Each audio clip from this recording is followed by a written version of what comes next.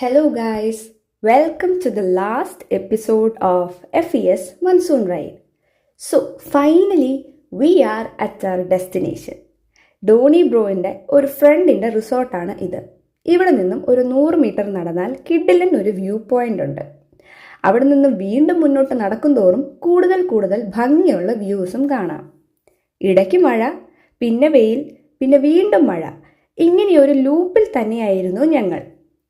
ഈ റൈഡ് മൊത്തം ലീഡ് ചെയ്തതിൻ്റെയും പിന്നെ ഈ റിസോർട്ടിലേക്ക് കയറുന്ന വഴി കുറച്ച് ഓഫ് റോഡായിരുന്നു. അവിടെ ഒന്ന് ചെറുതായിട്ട് വീണതിൻ്റെ ക്ഷീണത്തിലാണ് ശരത് ബ്രോ. മലയുടെ മുകളിൽ നിന്നുള്ള കാടിൻ്റെ വ്യൂവിനോടൊപ്പം തന്നെ ഒരു പള്ളിയും റോഡും ഒക്കെ കാണാമായിരുന്നു. ഓരോ സൈഡിൽ നിന്ന് നോക്കുമ്പോൾ ഓരോ വ്യൂ. കണ്ണുകൾക്കൊരു തെറാപ്പി സെഷൻ തന്നെയായിരുന്നു എന്ന് വേണമെങ്കിൽ പറയാം. ഡോണി ബ്രോയുടെ കുട്ടികളാകട്ടെ ട്രെക്കിംഗ് സ്പെഷ്യലിസ്റ്റ് തന്നെ. പകുതി ആൾക്കാരും മുകളിലെത്തുന്നതിന് മുന്നേ തന്നെ ഇവർ മുകളിലെത്തിയിരുന്നു. മുകളിൽ നല്ല കാറ്റും മഴക്കോളും ഒക്കെയായി കിടിലൻ ആംബിയൻസ്. എന്നാൽ ഈ കിടിലൻ ആംബിയൻസ് ഒന്ന് കൂട്ടാൻ വേണ്ടി ഞങ്ങളുടെ നിർബന്ധത്തിനൊടുവിൽ പിള്ളേരെ കൊണ്ട് ഒരുവിധം പാട്ട് പാടാമെന്ന് സമ്മതിപ്പിച്ചെടുത്തു.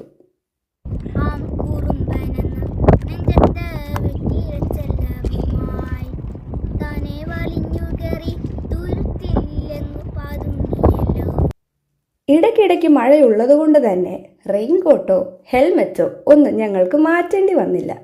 ഏകദേശം ഒരു ഉച്ച കഴിഞ്ഞു. ആ മഴ കൂടി ആയപ്പോൾ നല്ല കോടയായി. ഈ മഴയും കോടയും കാറ്റും നല്ല തണുപ്പും എല്ലാം കൂടി ആയപ്പോൾ ഇന്ന് ഇവിടെ തന്നെ സ്റ്റേ ചെയ്താലോ എന്ന് വരെ ഞങ്ങൾ ചിന്തിച്ചു. ഈ തണുപ്പൊന്ന് ആസ്വദിക്കുവാൻ വേണ്ടി ഓരോ കട്ടനാവാമെന്ന് കരുതി. അങ്ങനെ കട്ടൻ കുടിച്ചോണ്ട് നിന്നപ്പോൾ പുറത്ത് വീണ്ടും നല്ല കിടലൻ മഴ. ഈ മഴ നനയണമെന്നും പറഞ്ഞ് നമ്മുടെ സിജു ബ്രോ ഫോണൊക്കെ മാറ്റി വെച്ച് താഴേക്കിറങ്ങി, കൂടെ ഞങ്ങളും. താഴെ എത്തിയപ്പോഴോ അവിടെ ഒരു ചെറിയ ഈ ഗ്ലാസ് ബ്രിഡ്ജ് പോലത്തെ സെറ്റപ്പ്. ഞങ്ങളെല്ലാവരും അവിടെ നിന്ന് മഴയെല്ലാം കൊണ്ട് വ്യൂ കണ്ട് ആസ്വദിച്ചു. അതിനുശേഷം ഒരു ഗ്രൂപ്പ് പിക്കും എടുത്തു. പിന്നെ വളരെ വിഷമത്തോടെ ഞങ്ങൾ ഇവിടുന്ന് ടാറ്റ ബൈ ബൈ പറഞ്ഞു. പോകുന്ന വഴി വെള്ളച്ചാട്ടം കാണുവാനായി വണ്ടി നിർത്തി.